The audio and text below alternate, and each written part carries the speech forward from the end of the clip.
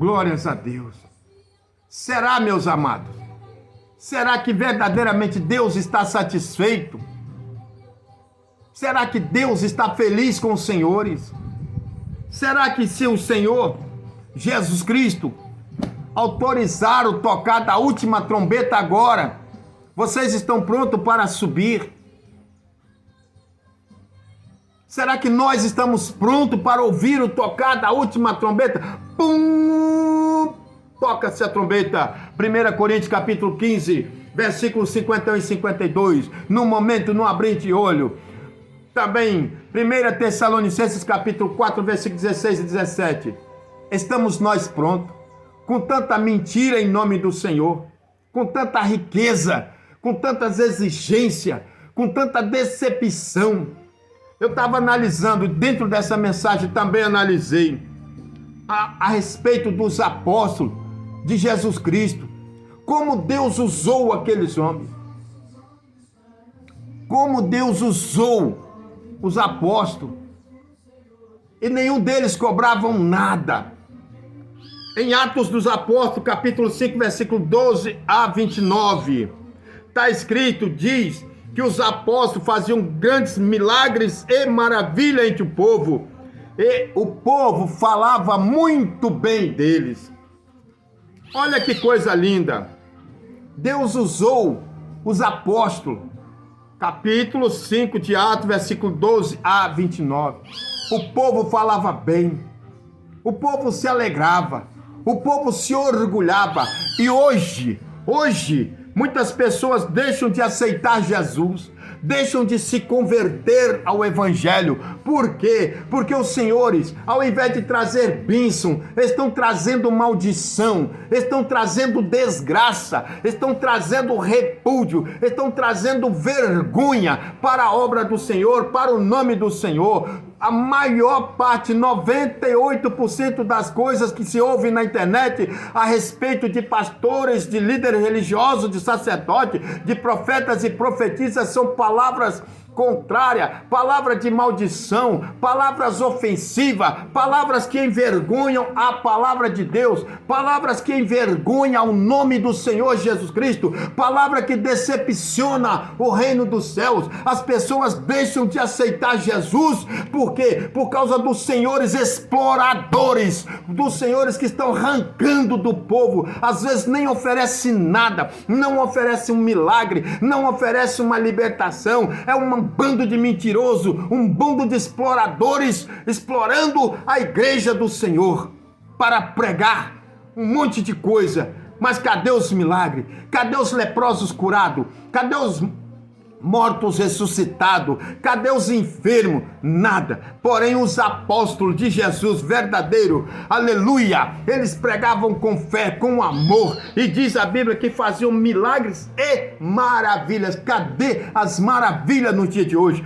Muitas igrejas que hoje, ao invés de pregar a palavra da santificação, ao invés de pregar a palavra do arrependimento, ao invés de pregar a palavra da salvação, estão pregando bajulação, estão pregando isso não tem problema, aquilo não tem problema, estão falando, o que tem a ver isso, o que tem a ver aquilo, e o pecado está entrando, as portas estão se arreganhando, e o mundo está entrando, mas os senhores não estão conservando a sã doutrina, os bons costumes, os ensinamentos, para levar o povo para o céu. Isso tem sido vergonha para o Evangelho, isso tem sido uma decepção.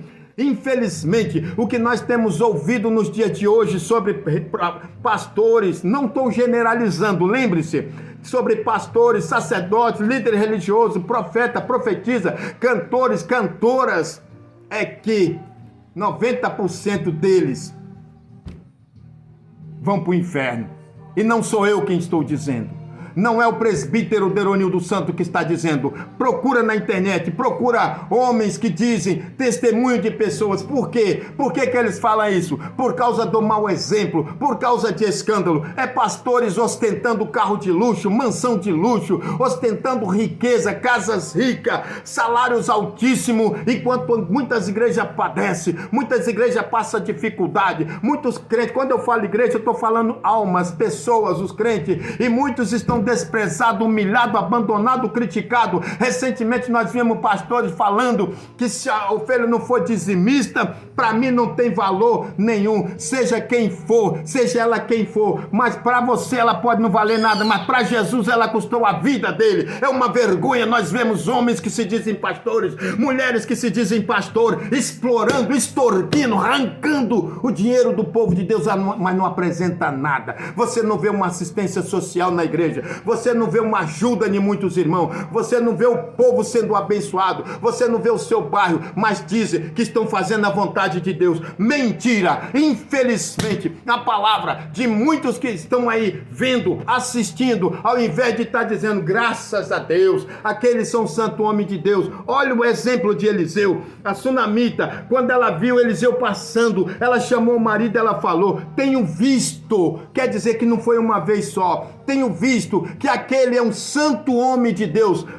Façamos aqui um quartinho, uma mesinha, um candeeiro e vamos recebê-lo na minha casa. É um orgulho. Hoje é uma vergonha quando se tem um nome de pastor. Para muitos, infelizmente, está sendo uma decepção. E eu quero dizer para os senhores, meus amados que me ouvem, ou muda, ou o Senhor Jesus Cristo vai cobrar dos senhores. Infelizmente. E vocês que se dizem profeta, olha o que diz.